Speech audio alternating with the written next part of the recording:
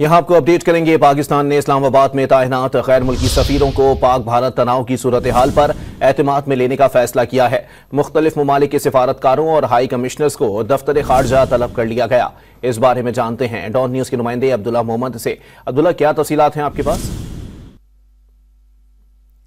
आपको अपडेट कर रहे हैं। पाकिस्तान ने इस्लामाबाद में तैनात गैर मुल्की सफरा को पाक भारत तनाव की सूरत हाल पर एतमाद में लेने का फैसला किया है।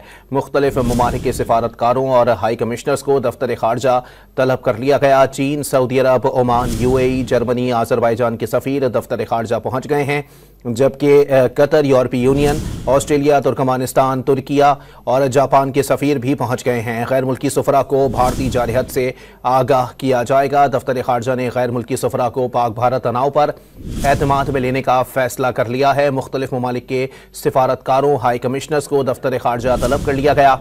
मुख्तलिफ ममालिक के सिफारतकारों की दफ्तर खारजा आमद का सिलसिला भी इस वक्त जारी है।